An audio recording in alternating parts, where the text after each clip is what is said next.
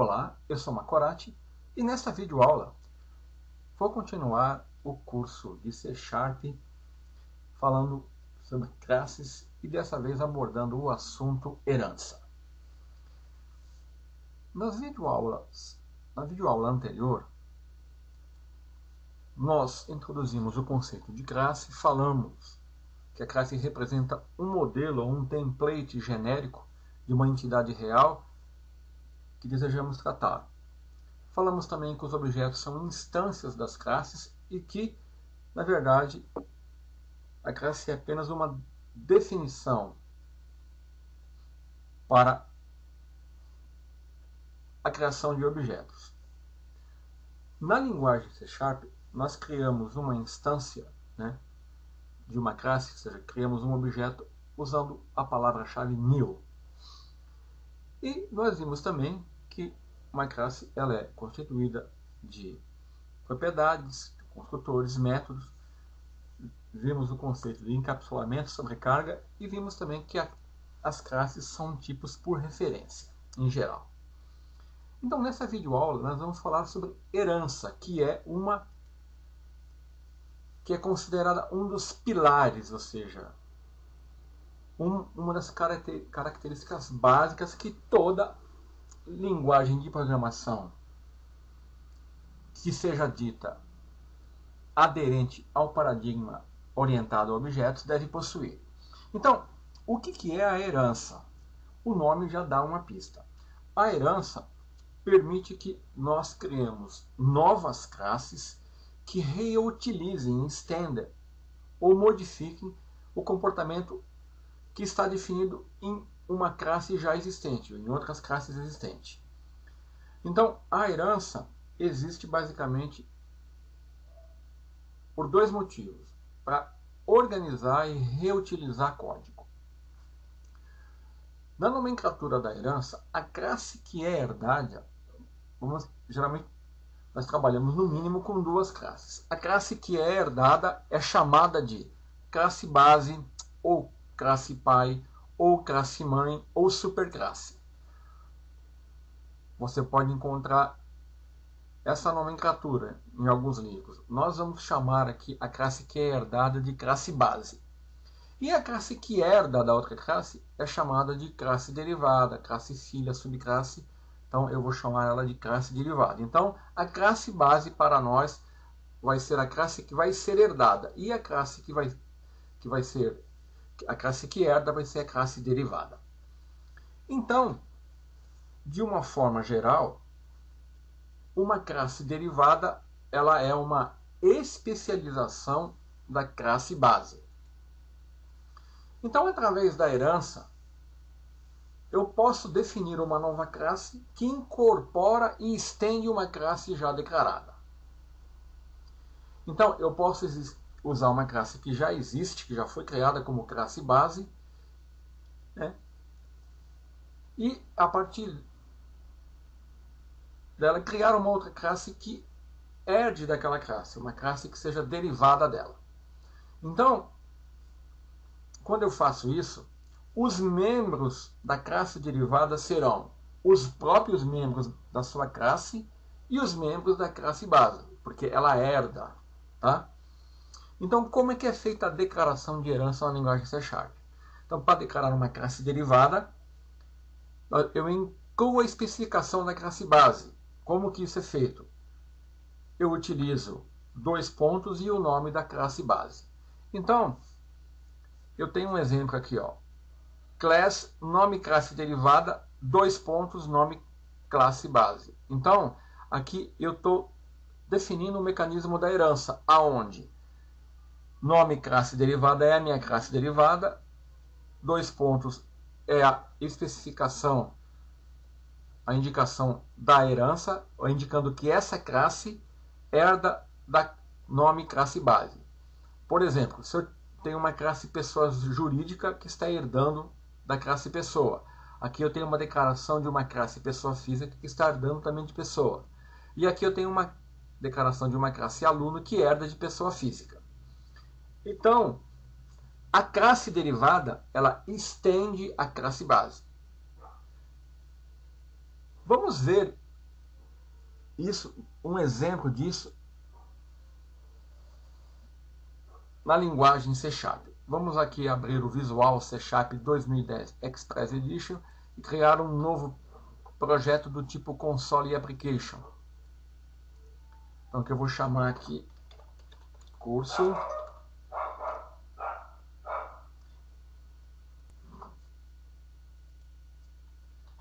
C Sharp Herança. Como eu tenho já um projeto com esse nome na minha máquina, eu vou chamar de Herança 2. Bom, então eu vou continuar usando a mesma estratégia da aula anterior. Como eu disse, eu vou repetir aqui, eu posso criar uma classe no menu Project, Add Class. Eu vou selecionar o template class e vou dar o nome da classe aqui, né? Então aqui, se eu vou criar uma classe pessoa, eu tenho um arquivo aqui e o nome da classe. Por uma questão de tornar mais fácil a visualização, eu vou excluir aqui essa classe e vou trabalhar com uma classe. Vou criar a classe pessoa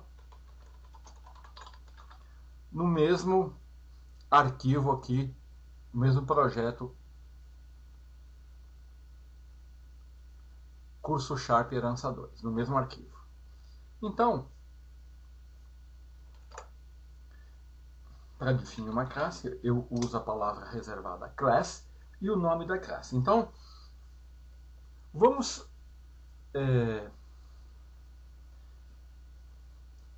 mostrar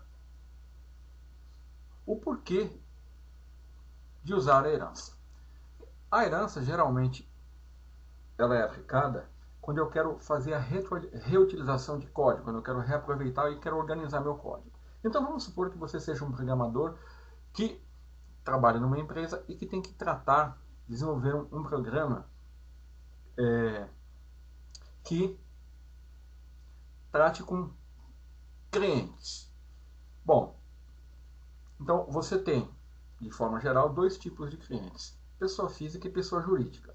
Você pode criar uma classe, né, chamada cliente, e nessa classe definir as propriedades, né, dos clientes, como o nome, né? Então,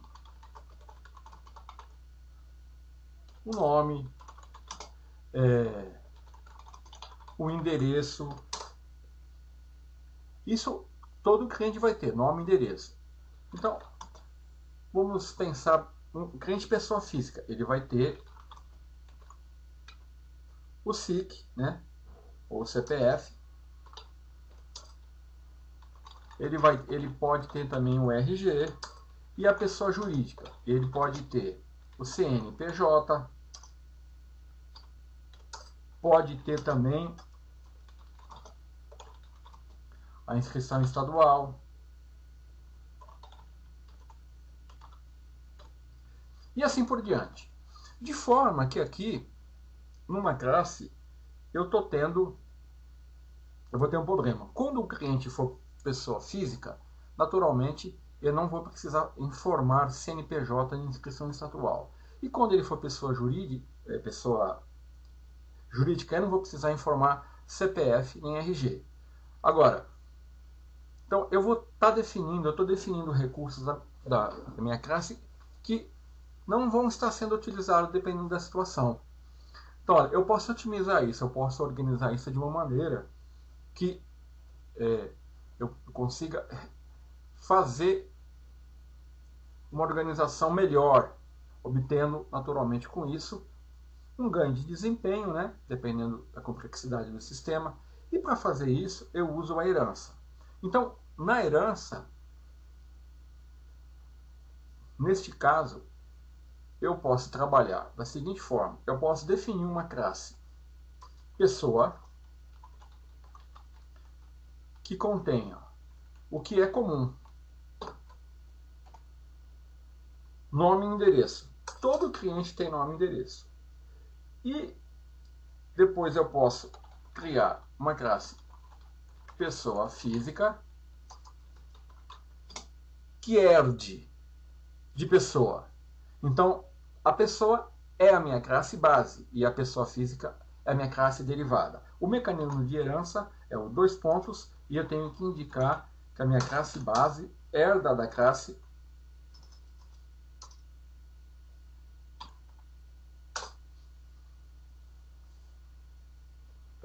derivada herde da classe base. Então, olha, aqui eu defini a herança, onde pessoa física vai herdar de pessoa, onde pessoa física é a classe derivada, pessoa é a classe base. Então aqui, pessoa física, ele vai ter CPF e RG. E da mesma forma, eu posso criar pessoa jurídica, que herda também de pessoa,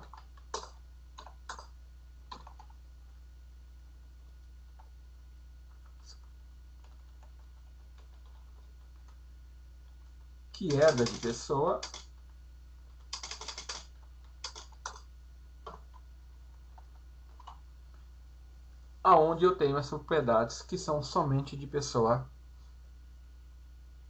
jurídica, como CNPJ e inscrição estadual. Então, aqui eu tenho um mecanismo de herança, eu tenho uma, deixa eu salvar o projeto, né? Eu tenho uma situação aonde eu defini uma classe com propriedades, com membros, né, que são comuns. E aqui eu defini uma outra classe, pessoa física, que é uma especialização de pessoa. Ela vai conter, pessoa física, ela vai conter, como nós dissemos aqui, que os membros da classe derivada são os membros da própria classe, nela declarado, e os membros da classe base, que no meu caso aqui, os membros da classe derivada são CPF, RG e nome e endereço. Nós vamos ver isso quando eu for instanciar a classe. Então, e a pessoa jurídica é a mesma coisa. Então, nessa situação, eu tenho três classes. Pessoa jurídica herda de pessoa. Então, pessoa jurídica, ela é a classe derivada e pessoa a classe base. Então, quando eu for criar uma instância da classe, nós já vimos isso, eu vou usar o operador new. Então, vamos criar uma instância da classe pessoa física. Vou colocar aqui Macorati, uma pessoa física, né?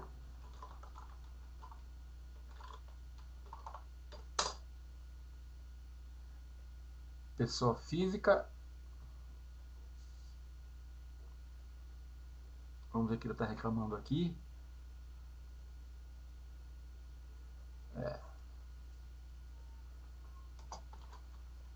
Faltou o new. Com isso, eu criei uma instância da classe pessoa física, através da criação do objeto Macorati. Então, eu vou trabalhar com o objeto. Então, eu tenho uma instância, eu tenho um objeto, uma instância da classe um objeto. Quando eu colocar o ponto aqui, o IntelliSense já vai me dar os membros com os quais eu tenho acesso aqui através da instância da classe pessoa física. Então, olha aqui, ó. O CPF e o RG definidos na classe, o nome e o endereço definido na classe pessoa.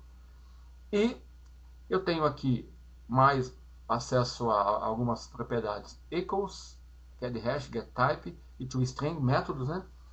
E eu vou explicar isso por que estão aparecendo aqui. Então,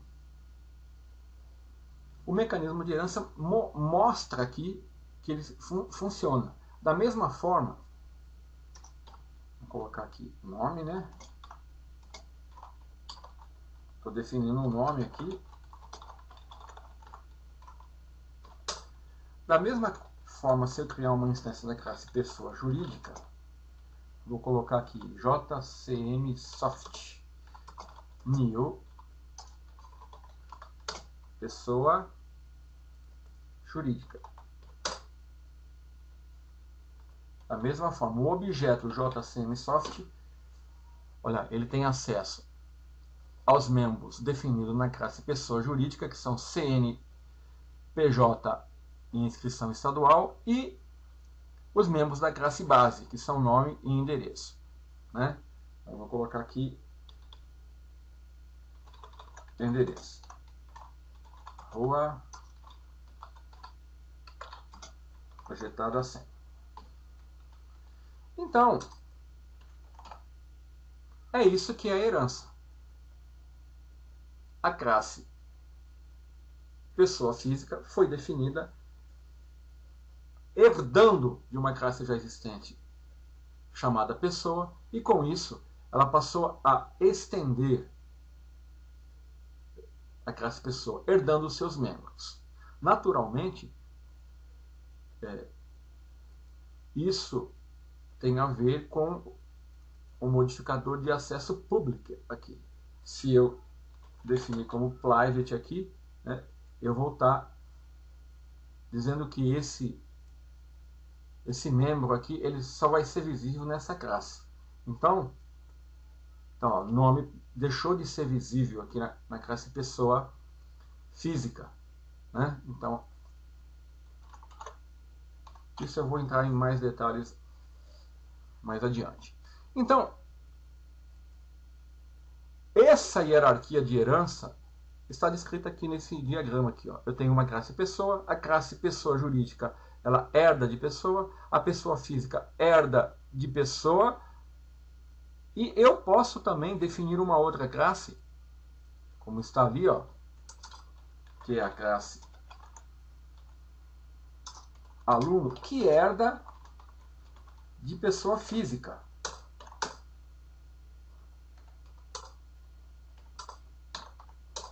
E aqui, ó, eu vou definir aqui uma public string de matrícula, que é uma propriedade do aluno. O aluno tem uma matrícula. Como ele herda de pessoa física, ele vai ter um CPF e um RG. E como pessoa física herda de pessoa, ele vai ter também nome e endereço. Então vamos ver. Vamos criar uma instância, né, de aluno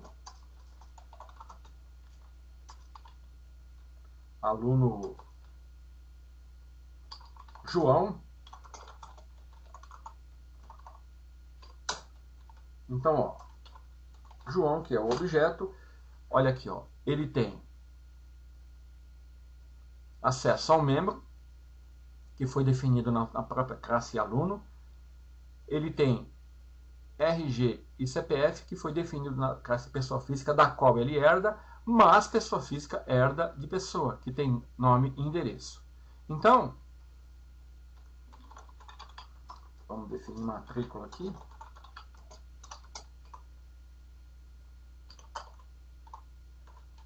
Pronto. Então, aqui está representada essa hierarquia. Aluno herda de pessoa física, que herda de pessoa. Então, essa cadeia hierárquica também faz com que os membros de pessoa e de pessoa física sejam herdados por aluno, que herda de pessoa física, que herda de pessoa. Então você pode imaginar a ramificação dessa hierarquia dependendo, né, da sua herança, da sua estratégia de herança. Então você tem que tomar cuidado com isso. Então, vamos então executar, vamos escolher aqui uma classe, vamos escolher essa aqui, né? E eu vou executar aqui, console, criei uma instância da classe aluno.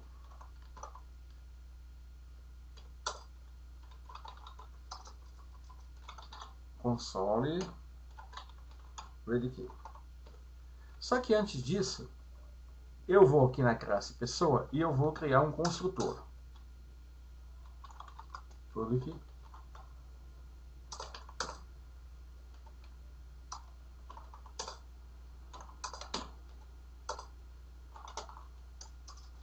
console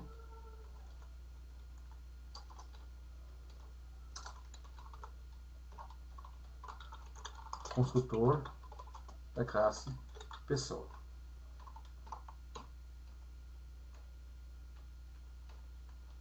Vou fazer a mesma coisa com pessoa física. Estou criando pessoa física.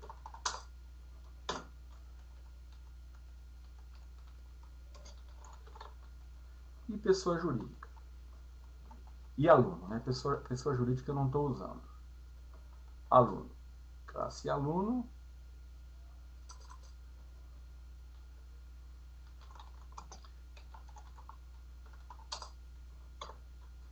Construtor da classe aluno. Ok? Então, o que eu fiz? Nada mais do que criei um construtor para a classe pessoa, que apenas imprime uma mensagem, para pessoa física também, né? E para aluno também. E aqui eu vou criar uma instância da classe aluno. Então, olha, a classe aluno, ela herda de pessoa física. Então, pessoa física é a classe base da classe aluno. Por sua vez, pessoa física herda de pessoa. Então, pessoa é a classe base de pessoa física. Então, eu vou executar aqui o código, né? Ele vai apenas criar uma instância e vai imprimir uma mensagem na tela. E depois vai parar. Vamos executar. Olha aqui. Então, vamos analisar o que aconteceu aqui. Então, vamos ver o que aconteceu aqui. Olha, eu obtive as seguintes mensagens. Construtor da classe pessoa. Construtor da classe pessoa física. Construtor da classe aluno. Criei uma instância da classe pessoa. Então, se nós olharmos aqui o código, vamos tentar entender aqui o que aconteceu. Construtor da classe pessoa. Então, ele imprimiu essa linha. Então, ele executou esse construtor. Depois, construtor da classe pessoa física. Ele executou essa linha. Então, ele executou o construtor da classe pessoa física.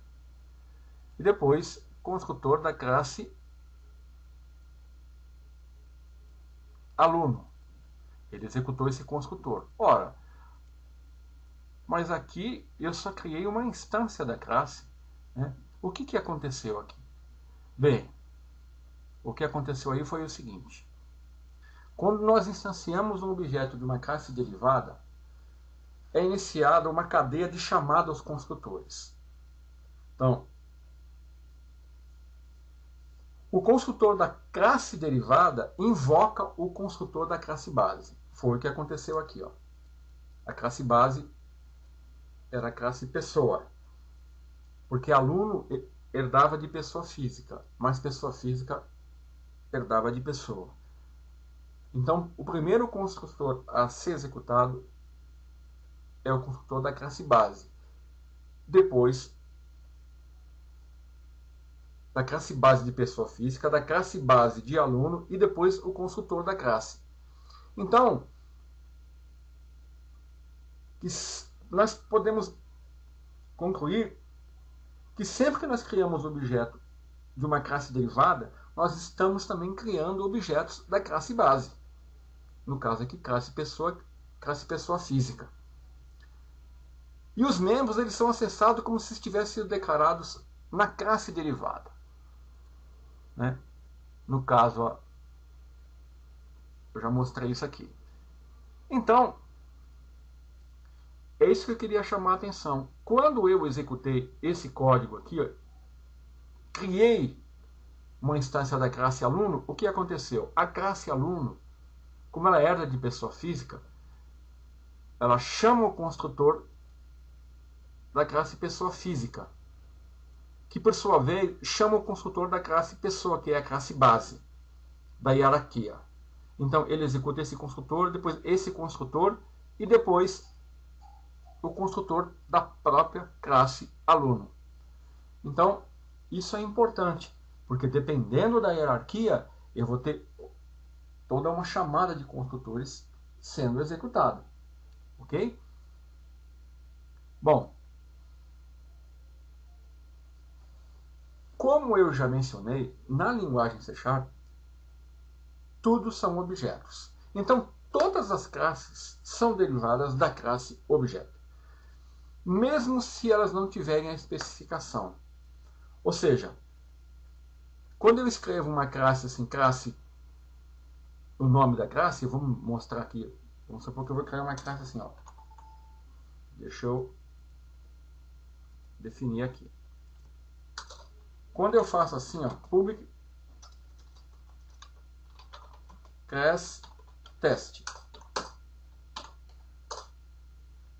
Então, public string test. Bom, quando eu faço isso, implicitamente, essa classe aqui, ela herda de objeto. Essa semântica ou essa é a mesma coisa. É por isso que quando eu vim aqui na instância, no objeto João que foi criado, além dos membros definidos na hierarquia de classe, eu tenho acesso aos métodos equals, getHashCode, getType e toString. De onde vêm esses métodos? Da classe Object. Então, na verdade, além da herança que eu posso definir, a herança implícita é que todas as classes herdam da classe Object. Tá? Então, sobre esse aspecto, nós podemos dizer que todas as classes são derivadas. Ou seja, todas as classes são derivadas ou da classe Object ou de outra classe, dependendo do que eu for definir. A linguagem C# ela tem uma característica com relação à herança. Ela não suporta, não aceita a herança múltipla, não dá suporte, apenas herança simples. O que significa? Significa que na declaração, na especificação da classe base, eu só posso ter uma única classe. Tá? Então, essa definição, public class, aluno, pessoa física, ela não existe. Então, vamos dizer aqui que eu quero dar aqui de pessoa física. Isso aqui, se eu construir a solução, ele vai falar, ó, cannot have multiple base class. Tá? Eu não posso ter mais de uma classe base. Então, é o mecanismo da herança simples. Agora, vou falar sobre um recurso interessante. Embora uma classe possa herdar diretamente somente de uma única classe, então não existe limite para o nível de derivação. Foi o que aconteceu aqui, olha. Aqui eu tenho que... Deixa eu remover isso aqui, né? Opa, removi errado. Que aluno herda de pessoa, que pessoa física, que por sua vez herda de pessoa. Eu poderia ter criado uma outra classe aqui.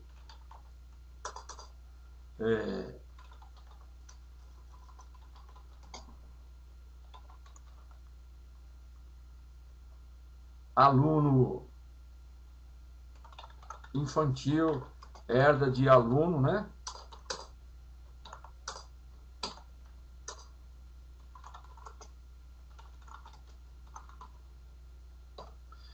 Então aqui, ó, eu posso definir uma hierarquia de classes, né, em diversos níveis. Como, por exemplo, aluno infantil herda de aluno, aluno que por sua vez herda de pessoa física, que por sua vez herda de pessoa, e assim sucessivamente.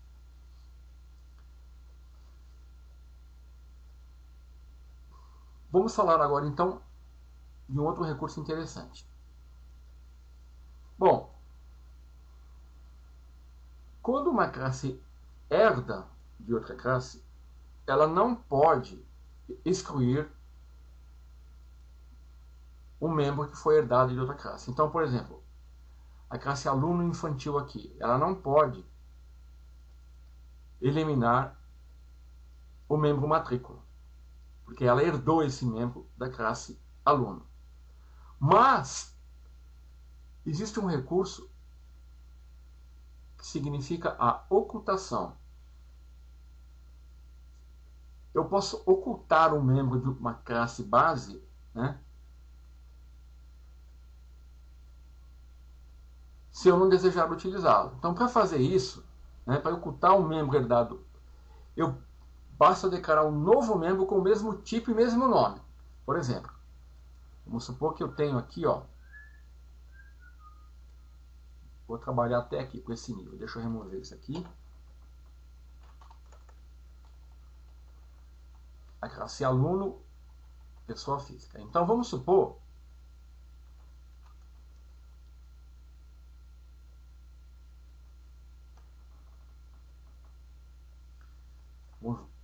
vamos supor que a classe pessoa aqui, ó, pessoa física, pessoa jurídica, pessoa física. Vou definir um método aqui, ó, public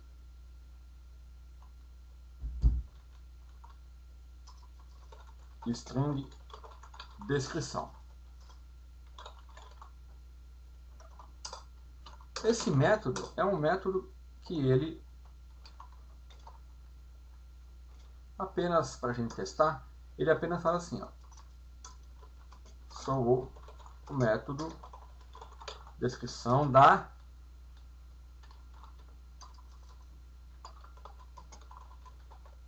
pessoa física.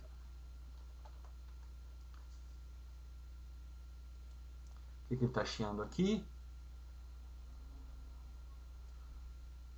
Ah, tá, ele tem que retornar um valor. Então vamos lá, agora eu vou retornar isso aqui. Retorno. Pronto. Então esse método vai retornar essa string aqui. Então, quando a classe aluno herdar de pessoa física, o que vai acontecer? Olha só. Ele vai, naturalmente, herdar um método de descrição. Ele vai poder utilizá-lo aqui. Eu vou poder escrever assim, né? João, descrição. Certo? Agora, imagine que na minha classe aluno, eu não quero utilizar o método descrição. Eu quero ocultá-lo. Para fazer isso, basta eu criar um método com o mesmo nível de acesso, mesmo tipo. São o método de descrição da classe aluno. Naturalmente, aqui seria um método que faria uma coisa mais relevante. Então, fazendo assim, a hora que eu compilar,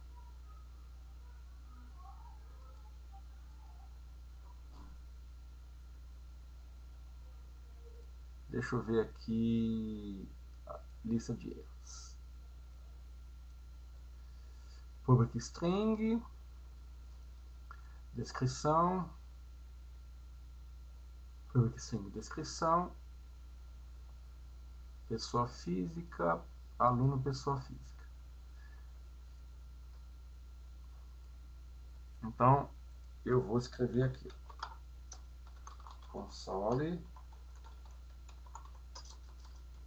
writeline, e aqui ele vai exibir o método de descrição. Vamos executar, vamos checar aqui a sintaxe, né?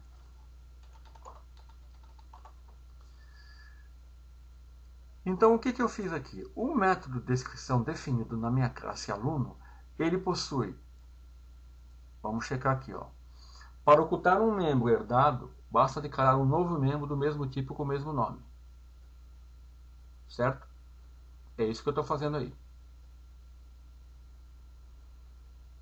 Então, na classe pessoa física, eu tinha um método descrição. E aqui eu também tenho um método descrição. Deixa eu salvar, né? Olha aqui, ó.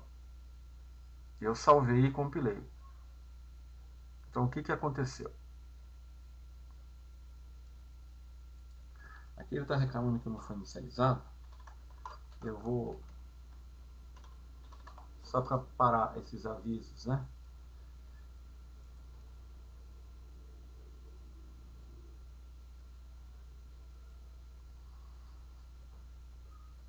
Deixa eu comentar a pessoa jurídica aqui, né, para não atrapalhar o nosso...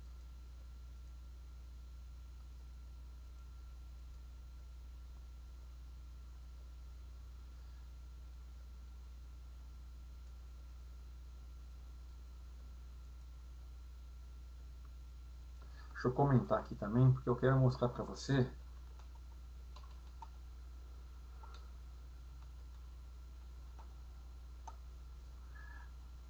somente o warning tem 3, né? Então vamos ver onde tem aqui. Só estou comentando.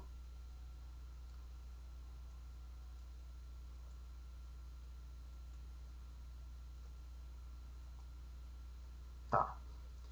Olha aqui, ó. Aqui, ó, o compilador está me dando um aviso com relação ao método de descrição. O que ele está falando? Ó?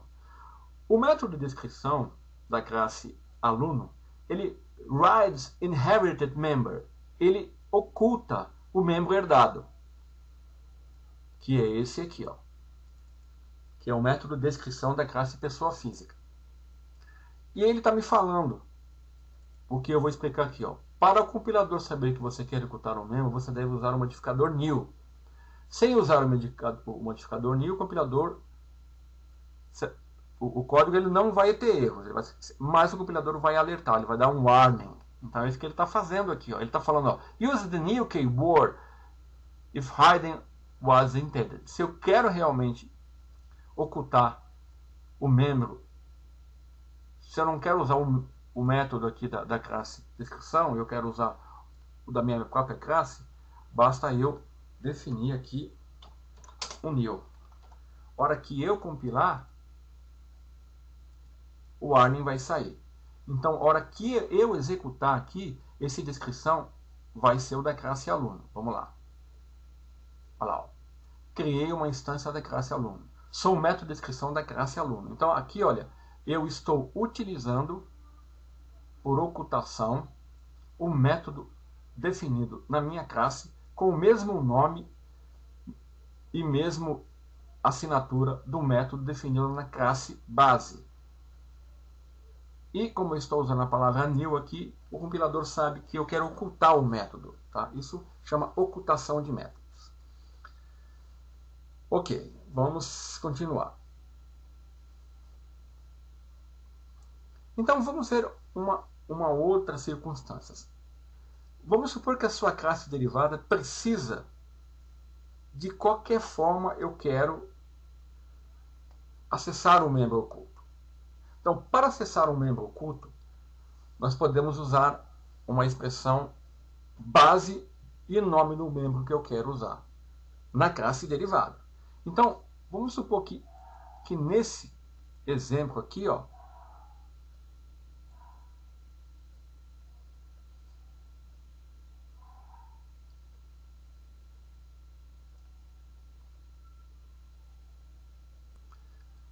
vamos supor que eu quero usar aquele método de descrição. Então, olha, eu vou criar aqui um novo método, né? Mostrar. E aqui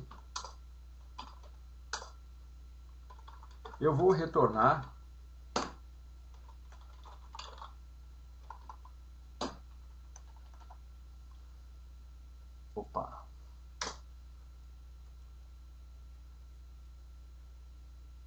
eu vou retornar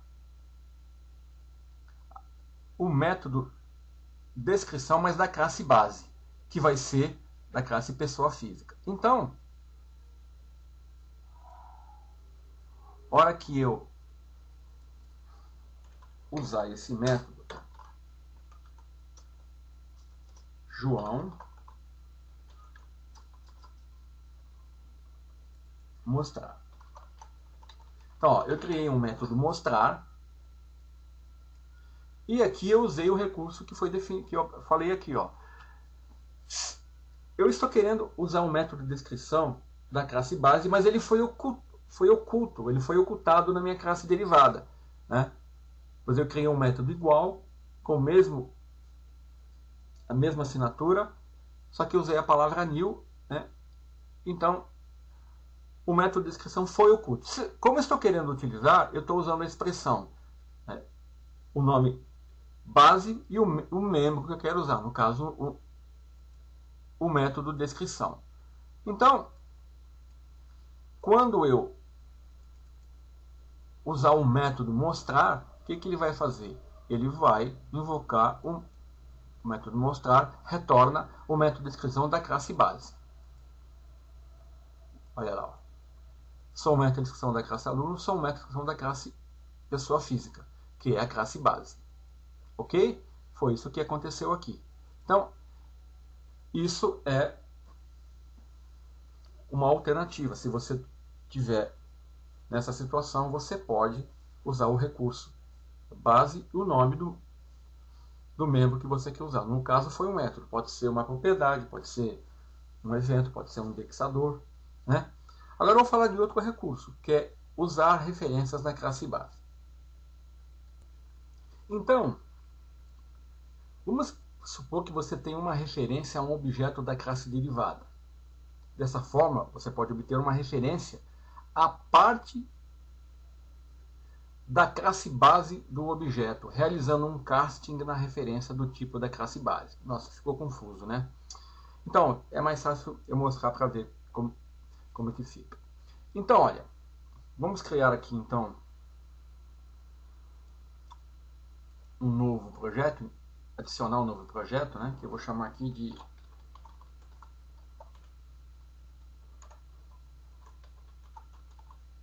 exemplo 2.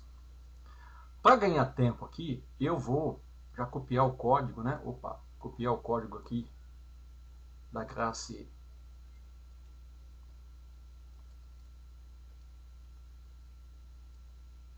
base.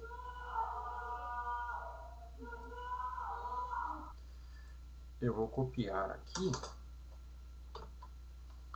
Pronto.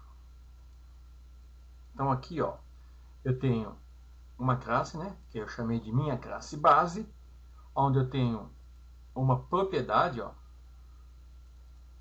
Deixa eu remover essa palavra aqui, né? E minha classe aqui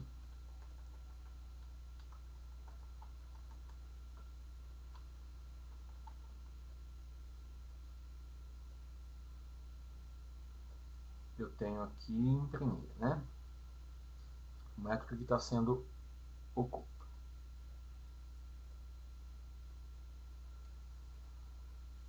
Bom, então a minha classe derivada deriva da minha classe base, né? Aqui eu tenho uma variável, uma propriedade, né?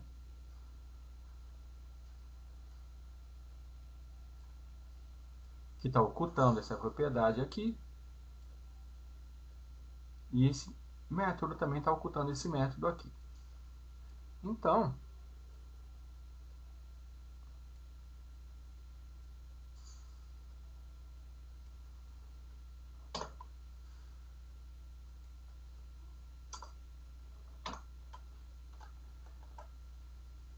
o que eu estou fazendo aqui?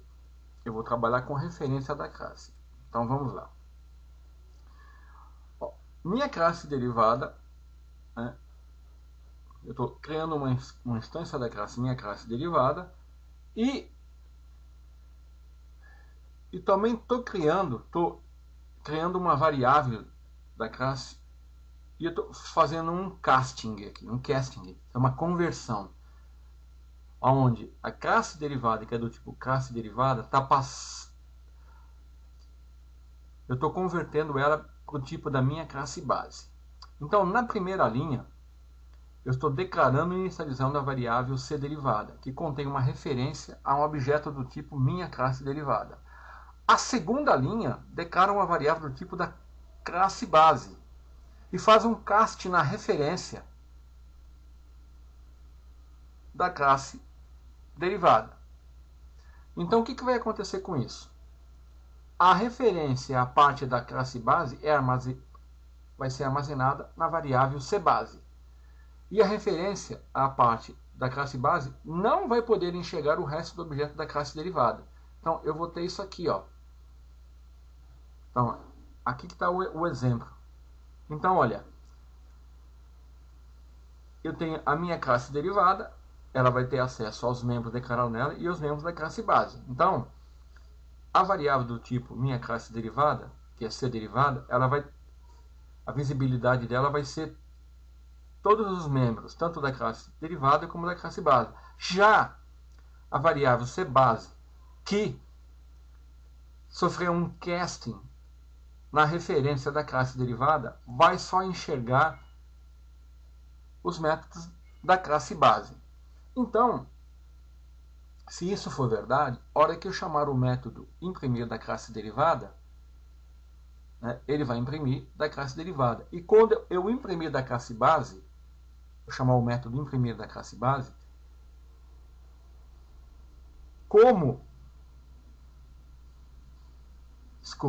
imprimir usando a variável cbase, que contém uma referência a C derivada que sofreu um casting para a minha classe base, a visibilidade dela vai ser reduzida. Então, é uma forma de eu trabalhar com uma visibilidade menor.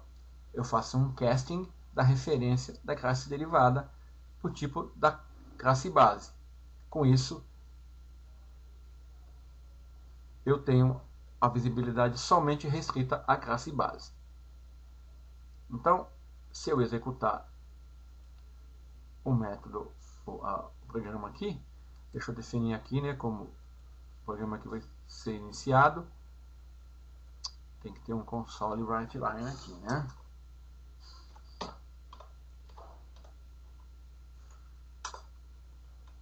Console read key.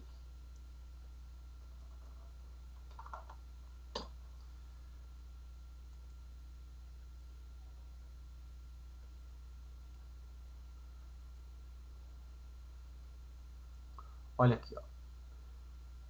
O que aconteceu aqui?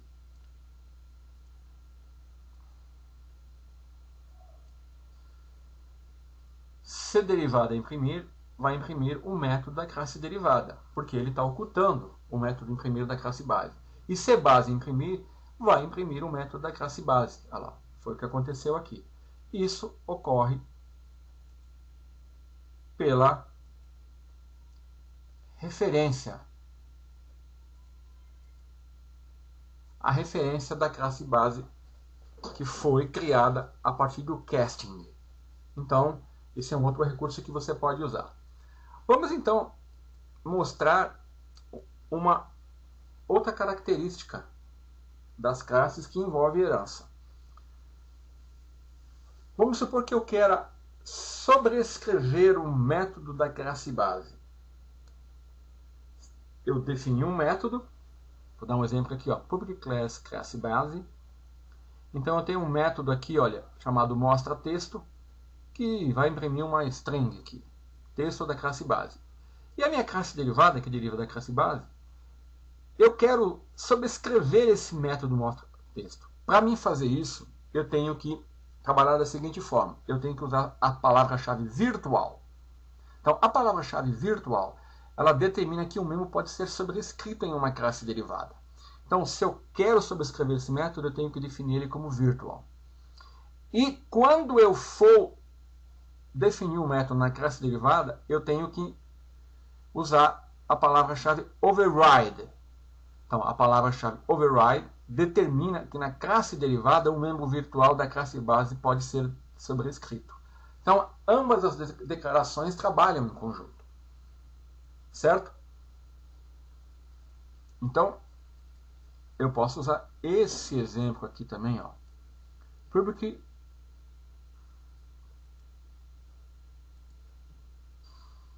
Então, a minha classe base, eu vou definir esse método como virtual, porque eu quero sobrescrevê-lo. O que é sobrescrevê-lo? Na verdade, o método que vai passar a valer vai ser o método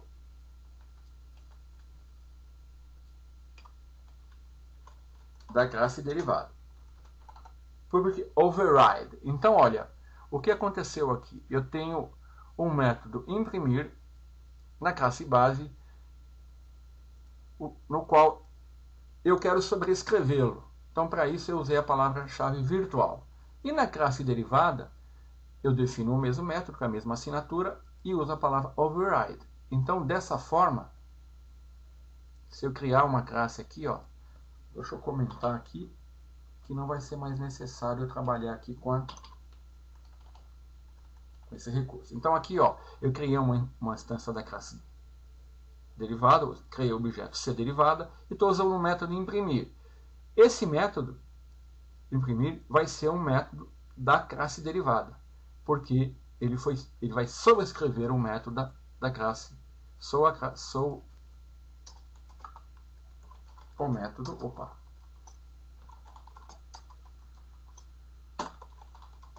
da classe derivada. Então, a hora que eu executar aqui, olha lá, o método da classe derivada sobrescreveu no método da classe base. Então, isso é possível usando as palavras, os modificadores virtual e override.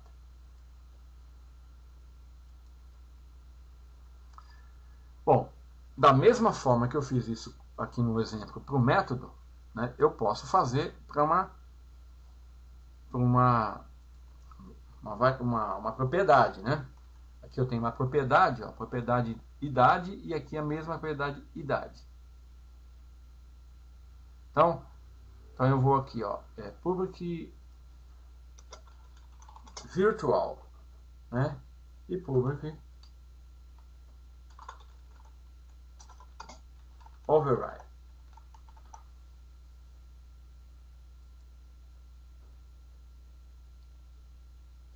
Deixa eu compilar aqui. Então, se eu criar uma instância dessa classe, quando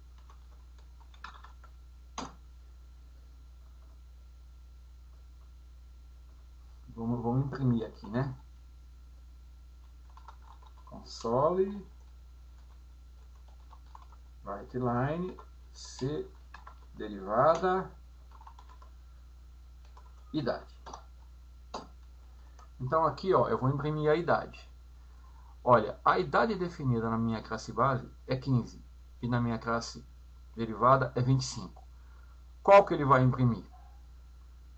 Ele vai imprimir da classe derivada, porque eu estou usando virtual na propriedade override. Então essa propriedade vai sobrescrever essa outra propriedade. Da mesma forma que eu fiz com o método, eu estou fazendo com as propriedades. Olha lá, 25. Então o que foi atribuído aqui na classe base é sobrescrito. Então o que vale é essa propriedade. Então isso é muito importante. Bom, aqui eu apenas estou reforçando o que eu disse no início da videoaula, né? Que quando uma instância da classe derivada está sendo criada, uma das primeiras coisas que é feita é a iniciação de todos os membros da instância do objeto. Então, ele executa aqui primeiro a iniciação, a definição e a atribuição dos objetos da classe derivada, depois ele vai executar o construtor da classe base e depois o construtor da classe derivada, ok? E, finalmente, vou mostrar uma coisa interessante aqui para encerrar essa videoaula. Então, por padrão, o construtor sem parâmetro da classe base é chamado quando o objeto está sendo construído. Isso eu já falei. Mas, como eu também já falei na videoaula anterior, que eu posso ter mais de um construtor, ou seja, eu posso sobrecarregar construtores, tá? E se eu quiser, na minha classe derivada, utilizar um construtor específico e não um construtor sem parâmetros. O construtor sem parâmetros é aquele que é chamado por padrão. E se eu quiser usar um outro construtor que foi definido, para isso, eu tenho que inicializar o construtor. Eu faço isso usando a palavra base e especificando qual construtor da classe base que eu quero usar. Então, vamos aqui criar um novo projeto, New Project, que eu vou chamar aqui, ó, exemplo construtor. Então aqui, para ganhar tempo, eu já vou definir aqui uma classe base, né, que tem uma propriedade e-mail, né, um construtor aqui padrão e um construtor aqui que eu estou inicializando o e-mail, tá? Construtor da classe base que inicializa o e-mail. E na classe derivada, eu tenho aqui duas variáveis, né? E eu tenho aqui um e-mail também, e eu tenho um construtor que inicializa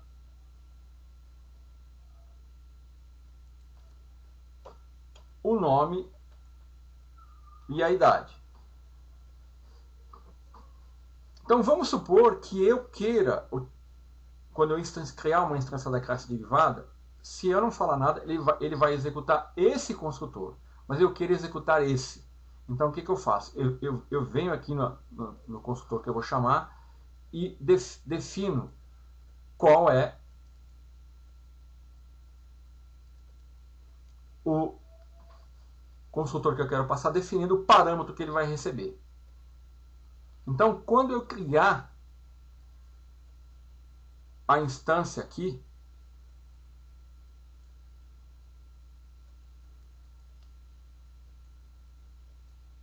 que eu também vou copiar e colar para ganhar tempo. Então, eu criei uma instância da classe derivada e estou usando o construtor onde eu estou inicializando um nome e a idade, tá? E com isso, eu quero que ele execute o construtor que inicializa o e-mail da classe base. Então, eu venho aqui, uso a palavra, os dois pontos, né? E a palavra-chave base e passo o parâmetro necessário para inicializar o construtor da classe base que recebe o e-mail. Então, aqui, olha, eu vou criar a instância e aqui eu vou mostrar que as três variáveis vão ser inicializadas. Ele vai chamar, eu vou até colocar aqui um breakpoint aqui e vou executar para você ver. Olha lá. Espera aí. Só que aqui eu tenho aqui, exemplo construtor, definir como projeto que vai ser executado, ok? Então, olha aqui, ó. Ele parou aqui, ó. Aqui, olha, vou dar um F11.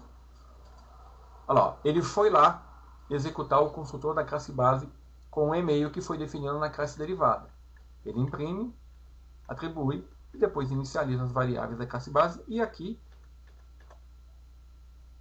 eu tenho o resultado. Olha aqui, ó, ele inicializou o construtor da classe base que inicializa o e-mail, criou uma instância da classe derivada e exibe as variáveis. Ok? Então, a sintaxe é public classe derivada, o construtor que eu estou usando, dois pontos, e a palavra-chave base e a especificação dos parâmetros necessários que vão indicar qual o construtor que eu estou usando lá, que seria a assinatura, né? Como a classe base, um construtor ele tem o mesmo nome da classe, então eu não preciso referenciar o nome aqui. Ele vai chamar o construtor que utiliza esses parâmetros. Então, o inicializador do construtor especifica que o processo de construção deverá chamar o construtor da classe base com dois parâmetros. No meu caso aqui, foi com um parâmetro, né? Porque se eu comentar aqui, olha, isso aqui, o que vai acontecer? Vai acontecer que ele aqui não vai ser inicializado, porque ele vai chamar o construtor da classe base, que vai ser esse aqui. Olha, vamos lá então. Olha lá, ó. O e-mail não foi inicializado. Ele iniciou o construtor da classe base, que foi esse aqui, que é o por default é chamado, que é sem parâmetros. Como eu quero executar um específico, eu tenho que falar isso para o compilador. Então, eu informo aqui base e chamo o construtor que utiliza um parâmetro no formato string. Ponto. Ok? Então, Com isso, nessa videoaula, eu apresentei a herança e alguns dos seus recursos. O assunto não terminou, ele é muito vasto. Essa videoaula durou 1 hora e olha que eu não me atentei a detalhes. Então, na próxima videoaula nós vamos continuar a falar sobre herança. Até mais.